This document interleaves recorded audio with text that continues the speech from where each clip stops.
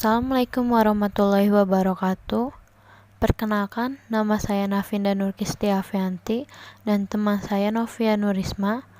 Kami di sini akan memaparkan materi tentang penurunan kadar merkuri melalui metode konstruk wetland pada air limbah tailing tambang emas rakyat Pongkor, Jawa Barat. Merkuri merupakan ancaman global bagi manusia dan lingkungan. Merkuri atau Hg adalah unsur dari logam berat yang dapat ditemukan di udara, air, dan tanah melalui 3 bentuk, yakni merkuri metalik atau merkuri elemental Hg, merkuri inorganik Hg2+, dan merkuri organik CH3Hg.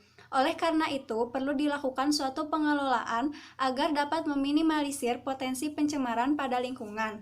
Metode yang dapat diterapkan salah satunya adalah melalui metode lahan basah buatan atau constructed wetland. Lahan basah buatan adalah salah satu cara pengolahan limbah dengan menggunakan prinsip penjernihan air pada lahan basah yang memanfaatkan tanaman pada prosesnya. Sistem penjernihan air di lahan basah ini memiliki prinsip self-purification, di mana tidak ada bahan kimia yang ditambahkan selama proses berlangsung.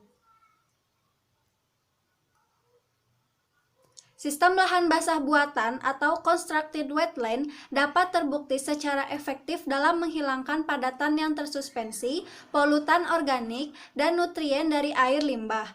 Sistem lahan basah buatan pun dapat menghemat energi, biaya pembangunan, dan operasional yang lebih murah, dan dapat membentuk ekosistem yang baru dan memberi nilai estetika pada tempatnya.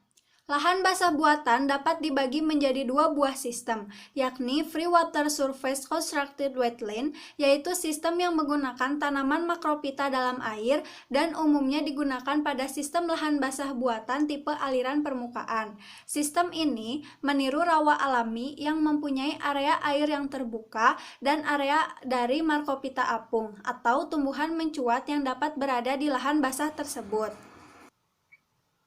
Yang kedua, ada subsurface flow constructed wetland, yaitu sistem yang menggunakan tanaman makropita yang akarnya tenggelam atau sering disebut juga amphibious plant dan biasanya digunakan untuk lahan basah buatan tipe aliran bawah permukaan. Contohnya, horizontal subsurface flow constructed wetland terdiri dari lapisan kerikil atau endapan kasar yang ditanam dengan makropita yang mencuat. Air dipertahankan di bawah permukaan dari kerikil dan air mengalir secara horizontal melalui media dan akar tumbuhan dari area inlet ke area outlet. Sistem ini juga dikenal sebagai red bin atau rot zone method. Ciri utama dari horizontal subsurface flow ini adalah level permukaan air di bawah permukaan. Metode penelitian. Perancangan lahan basah buatan pada penelitian ini termasuk dalam kategori aliran free water surface atau FWS. Dengan tanaman yang ditanam adalah tanaman parupuk atau Phragmites australis. Lahan basah buatan ini dirancang dengan sistem bench sehingga pengisian air limbah hanya dilakukan 1 kali pada awal penelitian.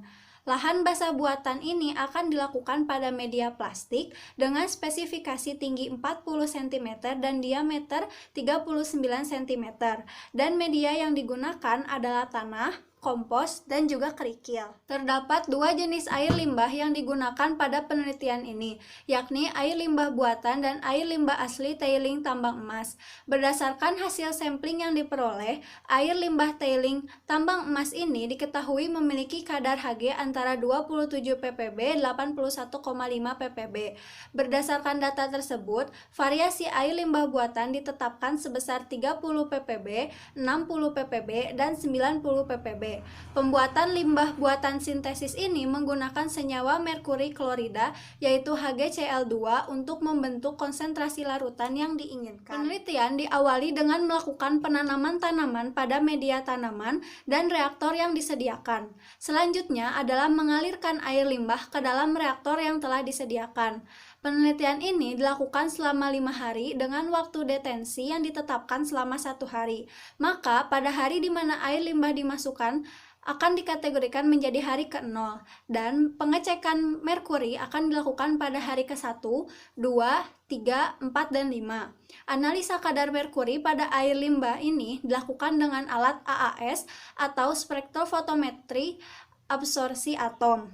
Pada akhir percobaan ini dilakukan pemanenan tanaman, menimbang dan mengeringkan tanaman, dan akhirnya dilakukan analisa merkuri pada tanaman yang dilakukan. Kadar merkuri pada air limbah pada penelitian berlangsung selama 5 hari, karena proses penyisihan merkuri pada umumnya memakan waktu yang relatif singkat. Selanjutnya, terdapat beberapa faktor yang dapat mempengaruhi proses penghilangan konsentrasi merkuri pada air limbah, yakni yang pertama yaitu proses penyerapan logam berat pada tanaman, yang kedua yaitu proses penguapan, yang ketiga proses pembentukan senyawa kimia baru pada tanah, dan yang keempat yaitu luas area permukaan tanah. Berdasarkan data pada tabel yang ditunjukkan, dapat terlihat adanya penyerapan yang cukup tinggi pada kadar merkuri dalam tanah yang berasal dari air limbah. Data ini menunjukkan bahwa semakin tinggi kadar merkuri pada air limbah yang diberikan pada suatu sistem lahan basah buatan, maka jumlah akumulasi penyerapan merkuri pada permukaan tanah akan semakin meningkat juga. Tingginya tingkat akumulasi pada merkuri di tanah disebabkan karena tanah merupakan cadangan penyimpanan utama ketika pertama kali merkuri lepas dalam lingkungan. Hal ini pun sama dengan yang terjadi pada keadaan asli pada tambang emas di Pongkor, Jawa Barat. Berdasarkan penelitian yang telah dilakukan, diketahui bahwa kadar konsentrasi merkuri air limbah tailing memiliki kisaran antara 4,4 ppb sampai 392 ppb. Sedangkan pada sedimen tailing diketahui kadar konsentrasi merkuri memiliki rentang 22,67 mg per kilogram sampai 598 mg per kilogram. Hal tersebut dapat memperlihatkan bahwa merkuri dengan karakteristik logam berat dapat sangat mudah terakumulasi dalam padatan berupa lumpur dan tanah. Kontaminan dengan jumlah kecil yang terakumulasi pada permukaan tanah dapat menjadi sumber kontaminan. Contohnya berasal dari aktivitas tanaman air dilaporkan dapat digunakan sebagai katalis alami dalam menyerap dan mengakumulasi logam berat dari air limbah yang terkontaminasi, di mana tanaman Pyragamete australis merupakan tanaman yang paling sering digunakan dalam membantu melakukan pengolahan air limbah pada lahan basah buatan. Berdasarkan gambar yang ditunjukkan, gambar tersebut menunjukkan tingkat akumulasi merkuri pada akar tanaman memiliki konsentrasi yang lebih tinggi dibandingkan dengan konsentrasi merkuri pada batang dan daun di dalam tanaman. Telah banyak sumber dan literatur yang mengemukakan terkait tingkat penyerapan dan akumulasi logam berat pada tanaman air. Hasil yang ditunjukkan pada tanaman air Pyragamete australis yaitu tingginya konsentrasi kadar logam pada akar dengan rendahnya konsentrasi kadar logam pada bagian tajuk tanaman.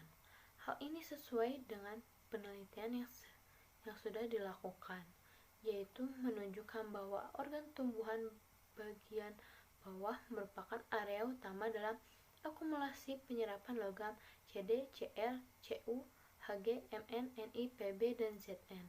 Namun, tingkat absorpsi organik dan inorganik logam berat merkuri oleh tanaman dari tanah lebih rendah dibandingkan dengan tingkat absorpsi logam berat lain. Hal ini bisa dikarenakan adanya barrier saat perpindahan translokasi merkuri dari akar tanaman menuju batang. Pada umumnya, logam akan diserap melalui akar lalu naik menuju tajuk tanaman. Namun, berdasarkan penelitian yang telah dilakukan, terdapat beberapa variasi kasus terkait absorpsi dan akumulasi logam berat pada akar dan tajuk tanaman. Berdasarkan tabel yang telah dipaparkan, dapat terlihat pula pada air limbah dengan 30 ppb merkuri total merkuri yang diserap pada tanaman adalah sebesar 3,502, sedangkan pada kadar air limbah 60 ppb total merkuri yang diserap pada tanaman adalah sebesar 5,120, dan pada kadar 90 ppb adalah 18,051. Hal ini memperlihatkan bahwa kadar penyisian merkuri bergantung pada tingkat kontaminasi merkuri tersebut. Semakin tinggi kadar merkuri yang terdapat dalam air, maka semakin tinggi jumlah merkuri yang dapat diserap oleh tanaman. Faktor genetik dan jenis tumbuhan dapat menjadi salah satu faktor dalam menentukan penyerapan logam pada zona perakaran dan akar atau tajuk pada tingkat yang simpulan.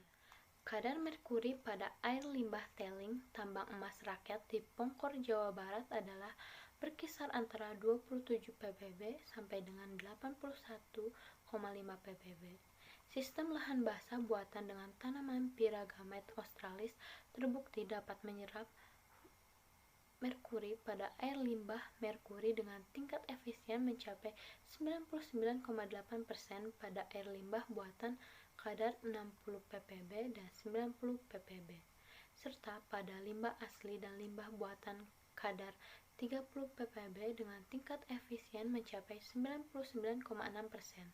Tingkat akumulasi merkuri pada taman Pyragametes australis lebih tinggi ditemukan di bagian akar dibandingkan dengan bagian batang dan daun, dengan konsentrasi merkuri ditemukan di akar berturut-turut sebesar 1,574 mg per kilogram, 3,649 mg per kilogram, dan 8,758 mg per kilogram pada air limbah buatan merkuri dengan kadar 30 ppb, 60 ppb, dan 90 ppb. Semakin tinggi kadar merkuri pada air limbah, maka semakin tinggi tingkat akumulasi merkuri pada tanaman Pyragametes australis, dengan total merkuri pada tanaman adalah berturut-turut sebesar 3,502 mg per kilogram, 5,120 mg per kilogram, dan 12,066 mg per kilogram pada air limbah buatan merkuri dengan kadar 30 ppb, 60 ppb, dan 90. Cukup sekian pemaparan materi dari kami. Mohon maaf apabila ada kesalahan kata. Wassalamualaikum warahmatullahi wabarakatuh.